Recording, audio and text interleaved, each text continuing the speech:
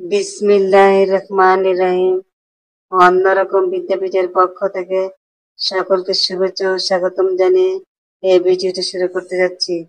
এই ভিডিওতে আলোচনার বিষয় বাংলা ভাষার ব্যাকরণ ও নির্মিতির একটি গুরুত্বপূর্ণ অংশ অনুচ্ছেদ।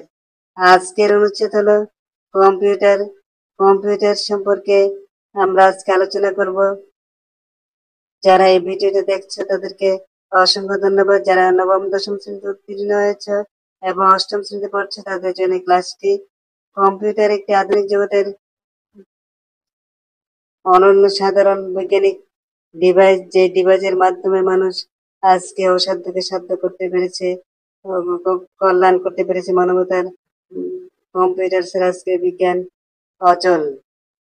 প্রিয় শিক্ষার্থী বন্ধুরা, আমরা এখানে কিভাবে লিখেছি একটু লক্ষ্য করো। বিশ্বের আধুনিক বিজ্ঞান জগতের সর্বশেষ যুগান্তকারী আবিষ্কার হলো কম্পিউটার। এটা আধুনিক প্রযুক্তির এক নির্ভরযোগ্য যন্ত্র বটে। এর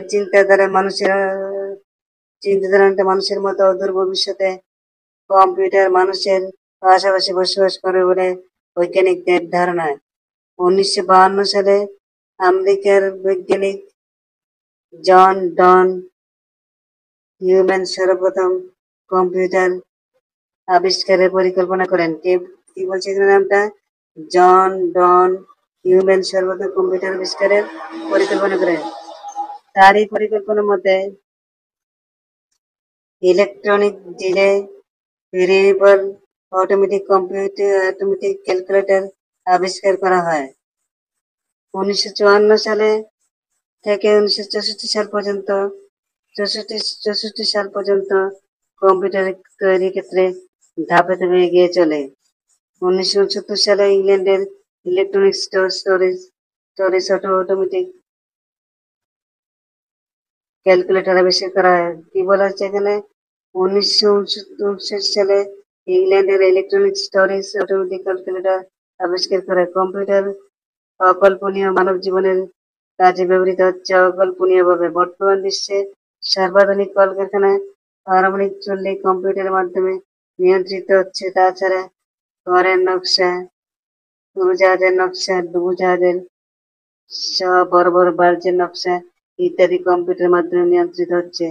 বিশেষত কম্পিউটার বর্তমান যুগের একটা অনন্য সাধারণ অবদান। কম্পিউটারের মাধ্যমে আমরা অনলাইন ব্যবসা, অনলাইন অনলাইনে শিক্ষা ব্যবস্থার মাধ্যমে আমরা এগিয়ে যাচ্ছি।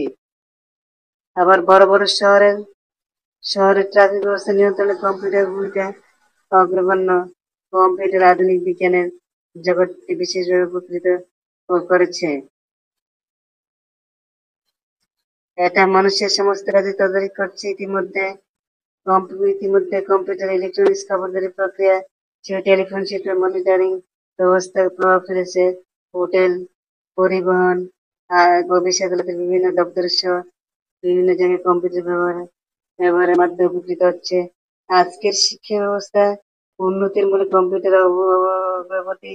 কম্পিউটারের এত কিছু অগ্রগতি থাকার সত্ত্বেও কম্পিউটারের কিছু ত্রুটি রয়েছে, দোষ রয়েছে। অত্যধিক কম্পিউটারের ব্যবহার ফলে মানুষের কর্মক্ষমতা হ্রাস পাচ্ছে এবং বেকারত্ব বৃদ্ধি পাচ্ছে। কারণ 100 জন যে কাজটা করতে পারে, 100 জন লোক যে কাজটা করতে পারে 10 দিনে, সেই কাজটা একদিনে কম্পিউটার করতে পারে। এই জন্য কর্মসংস্থানের বেকারত্ব বৃদ্ধি পাচ্ছে, আবার কর্মসংস্থানের সুযোগ হচ্ছে। প্রিয় শিক্ষার্থী বন্ধুরা, যার গুণ আছে তার দোষ আছে। আজকের মতো এখানে সন্তুষ্ট গেলাম। তোমাদের কাছে যদি ক্লাসটা ভালো লেগে থাকে তাহলে একটি সাবস্ক্রাইব কামনা করে আজকের মতো এখানে সমাপ্ত করছি। আসসালামু আলাইকুম।